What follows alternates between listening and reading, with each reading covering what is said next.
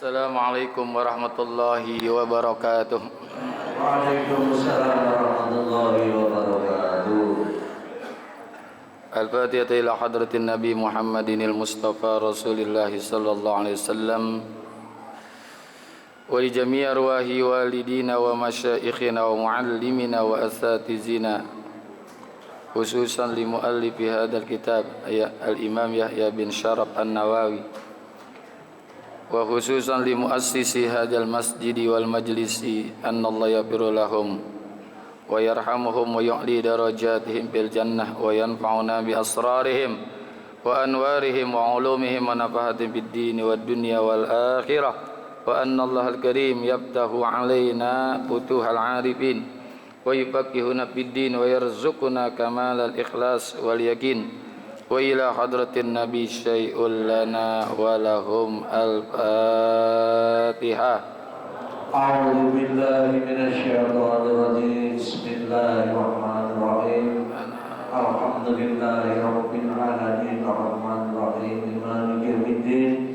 Iyyaka na'budu wa iyyaka nasta'in ihdinas siratal mustaqim siratal ladzina an'amta 'alaihim ghairil maghdubi 'alaihim waladdallin. Ya Rabbi bil Mustafa balligh maqasidana waghfir lana ma madha ya wasi'al karami. Ya Rabbi bil Mustafa balligh maqasidana waghfir lana ma madha ya wasi'al karami. Ya Rabbi hayyi lana min amrina rasyada waj'al ma'unatakal husna lana madada.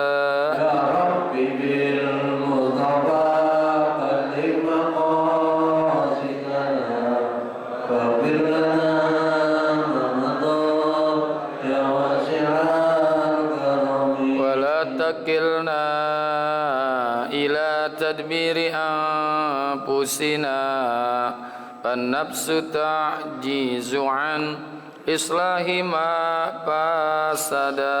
Ya Rabbi bil Mustafa balligh maqasidana waghfir lana ma madha ya wasi'al karami. Antal alimu wa qad wajjahtu ya amali ila rajai ka wajhan sa'ilan wa yada.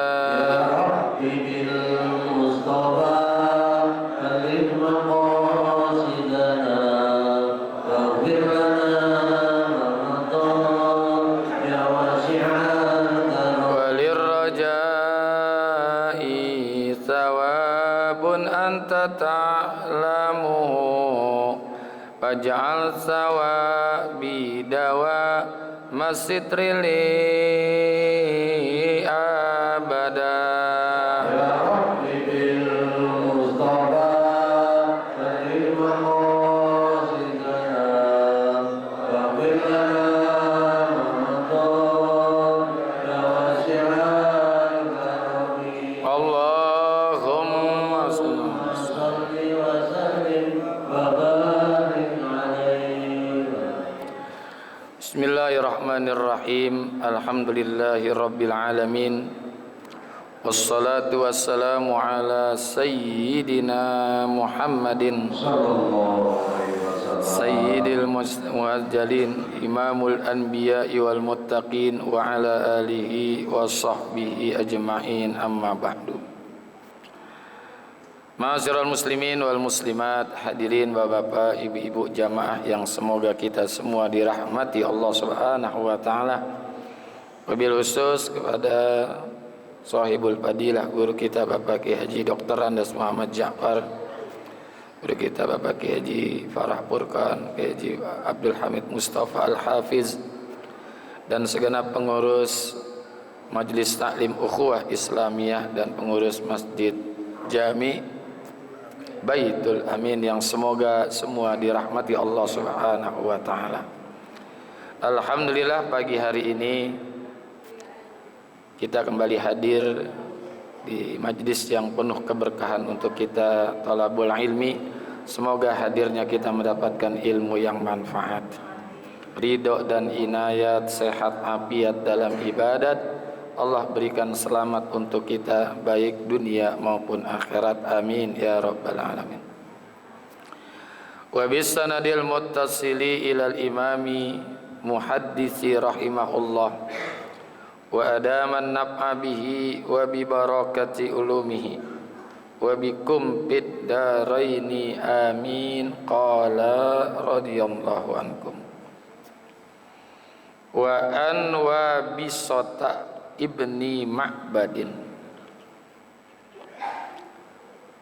radhiyallahu anhu qala ataitu Rasulullah sallallahu alaihi wasallam faqala jita tas'alu anil birri qultu na'am qala istabti qalbaka al birru ma'annat ilaihin nafsu wat ma'anna ilaihil qalbu wal ismu ma haka bi nafsi wa taraddadas bis sadri wa in abtakan nasu wa abtauka.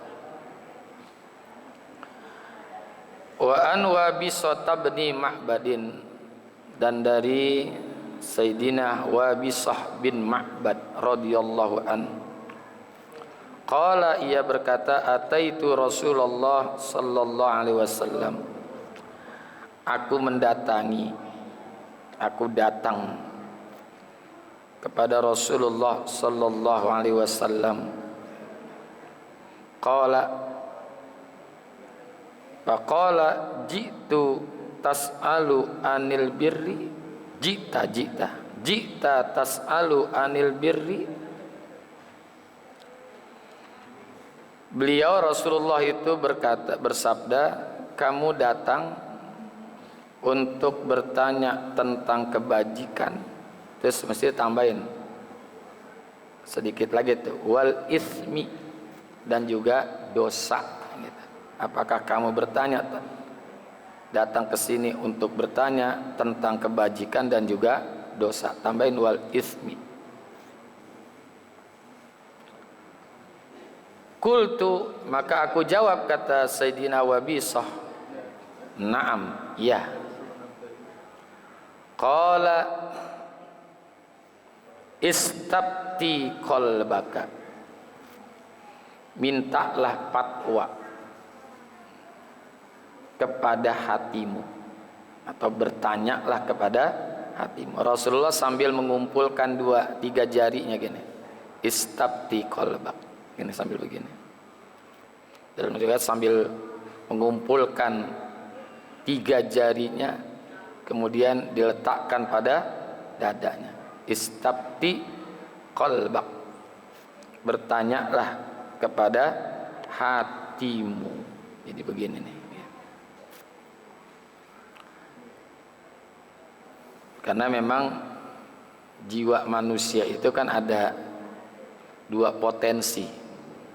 Wan nafsi wa ma sawwaha fa alhamaha fujuraha wa taqwaha. Bisa jadi orang baik, bisa orang tidak baik. Itu potensi setiap manusia. Bisa jadi orang benar, bisa jadi orang yang kagak benar. Nah, memang Allah ciptakan segala sesuatu itu kan selalu berpasangan. Ada benar, ada enggak benar itu. Istabti rabb nafsaka. Dalam riwayat yang lain ada istabti nafsaka. Mintalah fatwa kepada hatimu. Artinya tanya di dalam hati kita. Ya. Tanya. Karena hati itu enggak mungkin bohong. Hati itu jujur. Ya, hati itu jujur. Kalau akal kita kadang-kadang suka bohong, tapi kalau hati jujur. Ya. Dan hati itu justru juga dapat berpikir. Jangan disangka hati kita ini enggak berpikir, justru kecerdasan akal itu kalah dengan kecerdasan hati kita. ada kitab yang ditulis oleh Al-Imam Al-Kusyairi, namanya Risalah Kusyairiyah. Ya. Kan nama aslinya Abul Qasim. Dia dijuluki dengan Kusyairi. Itu dalam bab tentang taubat, karena kitab tasawuf itu biasanya diawali dengan bab taubah. Kalau kitab fikih diawali dengan taharah, kebersihan zohir. Kalau tasawuf itu kebersihan hati, kebersihan jiwa kita. Imam Kusyairi mengatakan, man fakkara biqalbihi fi su'i ma yasna'ahu sanahan min qalbihi iradatat taubati. Siapa saja orang yang berpikir dengan hatinya. Jadi hati itu bisa berpikir. Fi su'i ma yasna'uhu, terhadap buruk perilaku yang akan dia kerjain. Kalau pengen berbuat dosa itu. Kalau ada orang berpikir dengan hatinya tentang keburukan perbuatan dosa, sanahat min qalbihi iradatat taubati, maka akan muncul dalam hatinya itu keinginan untuk bertobat. Jadi hati itu nggak mau berbuat jelek. Hati itu jujur. Ya. Kalau akal kita kadang-kadang nih nggak jujur. Ya, akal kita nggak jujur. Kalau kita disajikan duit 1 juta halal, 100 juta haram, pilih mana kira-kira? Semua. Itu kan kagak jujur, kan suruh pilih antara 1 juta tapi haram, 100 juta halal. Kita lebih cenderung pilih yang mana? Nah, yang mana coba? Nih kalau ngikutin akal kita. Kalau ngikutin akal kita, ambil yang 100 juta. Akal. Makanya orang-orang yang, maaf nih ya, oknum-oknum yang punya jabatan, yang suka korupsi itu bukan orang-orang bodoh. Orang-orang pinter. Bahkan dia ngambil sarjananya bukan hanya di dalam negeri, di luar negeri dia ambil. Gelarnya di belakang tuh MSc, MPD, apalagi MCK, ujung-ujungnya KPK. Itu bukan orang-orang bodoh, orang-orang pinter. Ya, kenapa dia korupsi? Karena berpikirnya cuma dengan akalnya, nggak berpikir dengan hati. Jadi hati ini jujur, ya. Makanya orang-orang tua kita dulu pinter banget mah enggak, tapi jujurnya luar biasa. Pinter banget mah enggak, jujurnya luar biasa. Ya, jujur, karena dia pakai hati, bukan pakai akal. Ya maaf dah, orang-orang tua kita kan nggak ada yang S3, ada nggak? Nggak ada. SD aja kadang-kadang kagak lulus, apalagi S3, SD aja kagak lulus. Tapi mereka itu jujurnya luar biasa, karena dia menggunakan hatinya. Ya, menggunakan hati, bukan menggunakan akal. Ya. Jadi makanya yang namanya hati ini harus menjadi pemimpin. Kan hati itu kan pemimpin di dalam diri kita nih. Rakyatnya ya tangan, mata, mulut, semuanya tuh. Kalau hatinya bagus, yang diperbuat juga insya Allah bagus. Ya kan? Kayak ketel, kalau yang isinya itu susu, keluarnya juga susu. Kalau isinya comberan, mana mungkin keluar kopi. Betul nggak? Hati ini. Ya. Makanya perlu kita juga membereskan hati kita. Karena itu yang akan nanti bertanggung jawab ketika pada hari kiamat. Ya, inna sam'a wal basara wal fuada kullu ulaika kana anhu mas'ula. Jadi Rasulullah istabti nafsaka, ada satu riwayat istabti qalbaka, minta fatwa, minta pendapat, tanya kepada hatimu, tanya ini baik apa kagak. Hati pasti akan menjawab yang terbaik. Hati itu pasti akan menjawab yang baik. Nah, itu jawaban Rasulullah sambil meletakkan ketiga jarinya pada dadanya. Istabti rabbak. Ya, jaga hatimu. Ya. Jadi ada istabti qalbak, istabti nafsak. Nah. Dan Rasulullah lanjutkan, albirru matma'annat ilaihin nafsu watma'anna ilaihil qalbu. Kebaikan, kebajikan adalah sesuatu yang jiwa merasa tenang terhadapnya. Kalau kita kerjain, jiwa kita tenang tuh. Kayak ngaji ini kan kita tenang aja kan, nggak ada rasa takut, nggak ada rasa gelisah, nggak ada risau. Ngaji karena ini kebaikan. Saking tenangnya pada tidur, saking tenangnya pada tidur, tenang. Kalau orang nggak tenang nggak bisa tidur, benar nggak? Iya, coba lagi pikiran banyak gitu, bisa tidur nggak? Ini tenang nih, ini udah kebaikan, udah nggak pakai ditanya-tanya ini mah. Makanya kalau yang namanya kebaikan itu, ya, nggak usah pakai istikharah. Ngaji apa nonton dangdut, istikharah, ya nggak usah itu mah. Iya. Kalau dua-duanya baik baru, tapi lihat dari sisi yang lebih manfaat. Oh ternyata manfaatnya sama, mirip gitu. Nah itu baru istikharah. Kalau salah satunya jelek nggak usah istikharah, ya, gitu.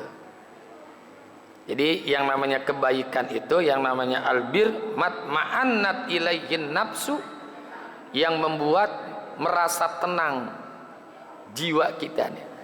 Tenang, ngerjainnya nggak ada rasa takut. Aisakanat ilai, yaitu membawa ketenangan. Kan kemarin saya contohkan, nikah itu kan tujuannya litaskunu ilai. Ya. Wa min ayatihi an khalaqalakum min anfusikum azwaja litaskunu ilaiha, untuk membawa ketenangan. Nikah itu halal apa haram? Baik apa jelek tuh nikah? Baik, tenang, nggak ada rasa takut. Malam pengantin baru nih, pada malam pengantin baru nggak ada rasa takut, apalagi hujan-hujan kayak gini nih. Oh, ada rasa takut nggak? Enggak, bodo amat, emang ada apa kayak. Tenang dia, di tas kuno, itu membawa ketenangan. Coba kalau tidak menikah, di kamar berdua, ada rasa takut nggak? Takut, gelisah, ya Allah, tadi gerebek orang nih. Ada rasa takut, ya, ada rasa takut. Jangan dia berzina di kampungnya, di kampung orang juga masih ada rasa takut. Jangan berzina dah, bawa bini orang di kampung orang, nah gitu. Bawa bini orang di kampung orang, bawanya jangan di dalam negeri dah, di luar negeri ada rasa takut nggak? Nah, ntar ketemu ini nih. Itu tuh, makanya kalau yang namanya kebaikan pasti membawa ketenangan. Jadi jiwa kita tanya tuh, ya kalau kita ngerjainnya tenang, pasti itu kebaikan. Ya, kalau ada orang berbuat dosa merasa tenang, nah berarti jiwanya rusak. Hati-hati tuh, ada kerusakan jiwa, karena yang Allah berikan kepada kita ini, hati kita ini selalu bersikap jujur. Kalau hatinya kagak jujur, nah berarti hatinya rusak. Ya, makanya ada sebutan ulama tuh, ilaihin nafsu wa atma'anna ilaihil qalbu. Kalau jiwanya tenang, maka hatinya juga akan tenang. Jadi jiwa dulu. Tadi yang ayatnya kan, yang saya katakan, jiwa itu ada dua potensi, fujuroha wa taqwa, tapi kecenderungannya kepada kebaikan. Kecenderungannya, semua orang ingin buat baik. Jadi yang bikin hati kita tenang ketika berbuat sesuatu, udah itu tanda-tanda kebaikan. Ya, tanda-tanda kebaikan. Tenang. Make nih misalkan duit sama uang yang kita dapat, yang satu dari korupsi, yang satu memang hasil kita. Yang enak yang kita pakai yang mana tuh? Yang dari hasil kita sendiri, jerih payah kita sendiri. Kalau yang dari korupsi mah takut dia, makanya takut. Ya, orang-orang yang korupsi tuh, oknum-oknum yang korupsi, masya Allah, duitnya bukan miliaran, triliunan. Saking takutnya, istilahnya namanya cuci gudang apa cuci apa tuh? Money laundry. Money laundry. Akhirnya dioper-oper ke sono ke sini ke sono, takut ketahuan. Ya. Kalau duit kita sendiri mah hasil usaha kita, makainya tenang, nyimpennya juga tenang, pasti dah. Makainya tenang, nyimpennya juga tenang. Itu hati yang menjadi perhatian buat kita. Wal ismu mahaka pin nafsi. Dan dosa itu adalah sesuatu yang membekas di dalam jiwamu. Ada apa, nempel terus, susah dilupain.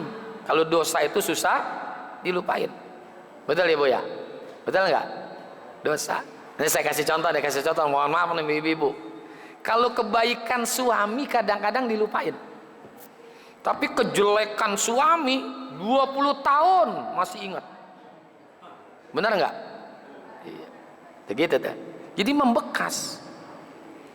Ya, kalau kebaikan itu susah membekas di dalam hati, susah. Kalau yang namanya kejelekan itu ingat terus. Ya, ingat terus. Itu pasti tuh. Itu yang udah ucapan Rasulullah sallallahu alaihi wasallam.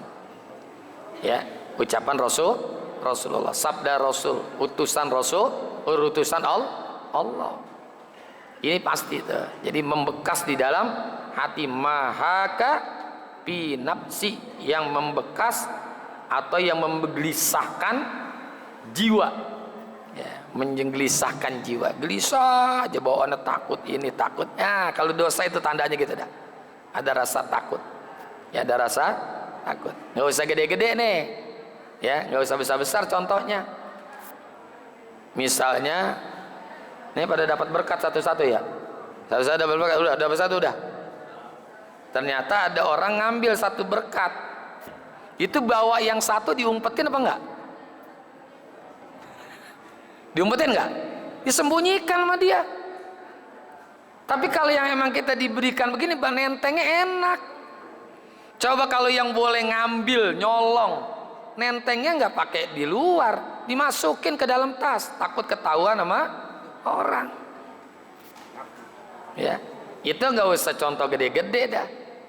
Jadi kalau yang namanya dosa itu mahaka bin nafsi, yang bikin menggelisahkan jiwa, ya, menggelisahkan jiwa tuh.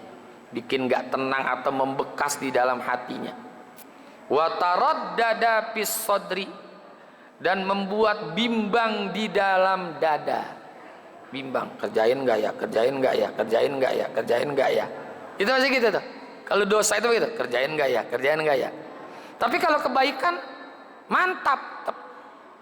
Ya, kebaikan itu pasti mantap.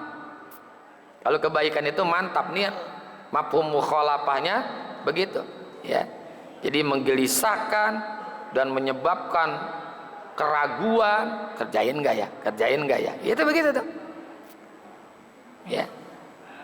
Makanya untuk berbuat dosa itu kan kalau bahasa kita nggak tiba-tiba terjadi dosa begitu aja, ya. Enggak. Kalau kebaikan ya udah jadi gitu. Tapi kalau dosa itu ada proses. Kata Syekh Nawawi Al-Bantani dalam kitab Maraqil Ubudiyah, terjadinya dosa itu awalnya al-ghaflatu, karena kekosongan hati kita dari zikrullah, dari zikir kepada Allah. Nah, kalau sudah kosong hati kita, masuk tuh iblis, ya, setan masuk tuh dalam hati kita. Kalau setan sudah berhasil masuk ke dalam hati kita, ya, alladzi yuwaswisu fi sudurin nas. Nah, baru tuh al-khatirah, membisikkan. Khatirah tuh artinya membisikkan diri kita nih untuk berbuat dosa. Itu tadi alladzi yuwaswisu. Yuwaswisu kan artinya membisikkan, menggoda-goda kita. Fi sudurin nas. Kalau sudah membisikkannya berhasil, summal fikrah, memasang strategi bagaimana berbuat dosa ini jangan ketahuan orang, jangan dilihat orang. Tuh. Jadi al-fikrah. Nah, kalau fikrahnya, strateginya sudah mantap, summal azmah, kemudian dia bertekad berbuat dosa. Kalau sudah tekadnya ada, summal maksiyah, barulah terjadi maksiat. Tapi kalau kita berbuat baik, tadi lama nggak kita mikir di rumah? Mikir lama nggak? Ngaji nggak ya? Ngaji nggak ya? Nggak pakai begitu. Karena yang namanya setan itu nggak ada yang nyuruh kita berbuat baik, sehingga mantap kita langsung aja berangkat. Karena kita udah tahu yang ngaji ini, menuntut ilmu itu sesuatu yang baik. Udah gitu aja nih, Rasulullah luar biasa nih ucapannya, sabdanya.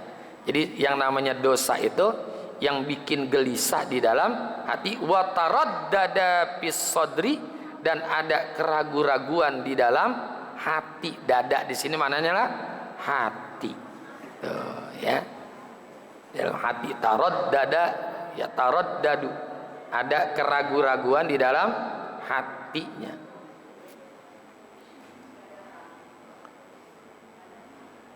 Wa in abtakan nas. Nah, terakhir nih, meskipun manusia berfatwa kepadamu, kalaupun manusia itu berfatwa kepadamu, memberikan nasihat kepadamu, ya, orang-orang memberikan nasihat kepadamu,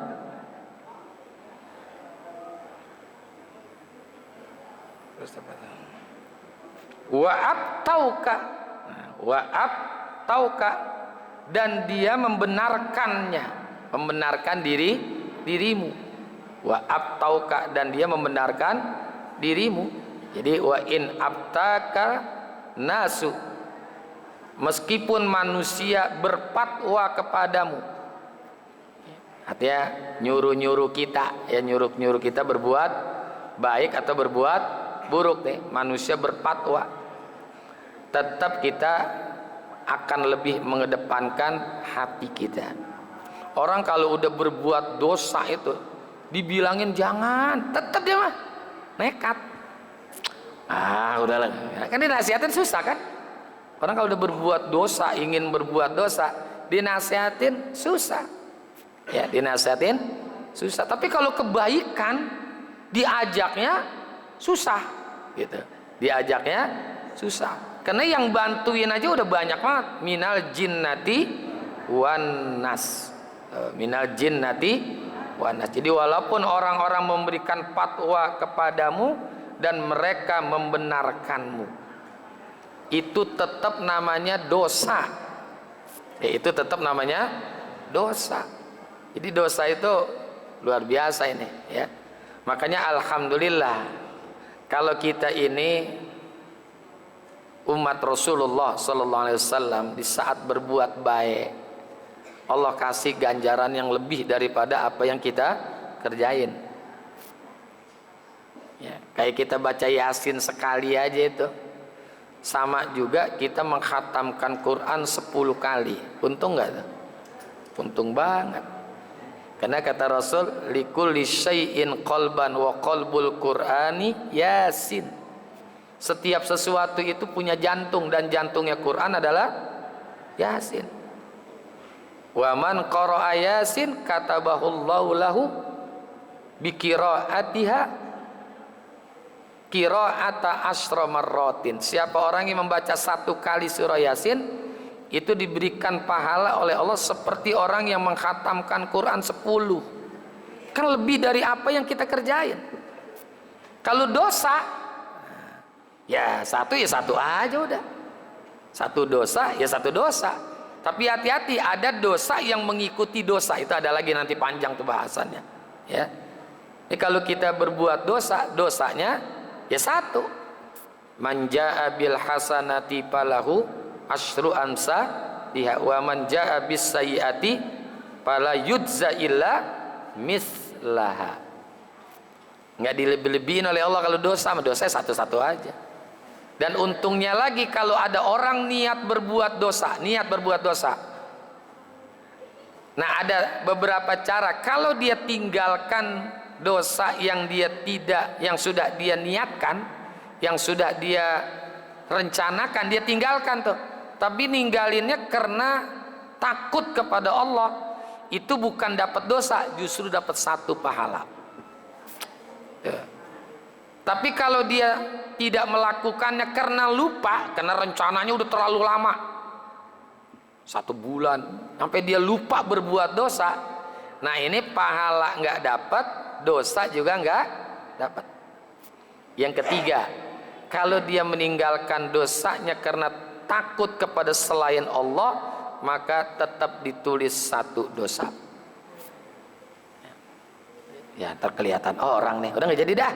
Nah, itu kelihatan orang, bunyinya kan kelihatan orang, maka tetap ditulis 1 dosa. Gitu. Jadi 3, kalau dia tinggalkan karena takut kepada Allah, dapat 1 kebaikan. Kalau ditinggalkan itu niat dosa karena lupa, tidak ada catatan baik ataupun buruk. Tapi kalau dia tinggalkan karena takut kepada selain Allah, maka tetap ditulis 1 dosa. Jadi kesimpulannya nih, kalau yang namanya kebaikan dilakukannya membuat hati kita tenang. Tapi kalau yang namanya dosa membuat hati kita gelisah dan ada taraddada, keraguan-raguan akan berbuat dosa. Kalau berbuat baik ada keraguan-raguan enggak? Berangkat enggak nih ya? Berangkat enggak nih ya? Terhujan. Ada sih begitu, ada begitu tuh. Ya terhujan nih. Gitu. Ya ada keraguan. Ada yang begitu, ada. Ya tapi kalau orang yang hatinya bagus untuk berbuat baik, nggak ada keraguan-raguan. Ya nggak ada keraguan. Malam sholat tahajud, udah bangun sholat nggak ya? Ya udah sholat, kan pasti kalau orang yang hatinya bener, itu pasti yang dia lakukan adalah sholat tahajud. Coba malam-malam mau nyolong, jam 2 dibangun, nyolong nggak ya? Nyolong pasti tuh. Mencuri nggak ya? Ya udah gitu aja lah. Kesimpulannya, kebaikan yang akan dilakukan tidak akan ada keraguan dan hati kita ini akan tenang. Tapi kalau dosa muncul keraguan dan melakukannya pun tidak ada ketenangan. Ya. Wa qala Nabi sallallahu alaihi wasallam wallahu a'lam bissawab. Terima kasih, mohon maaf. Wassalamualaikum warahmatullahi wabarakatuh.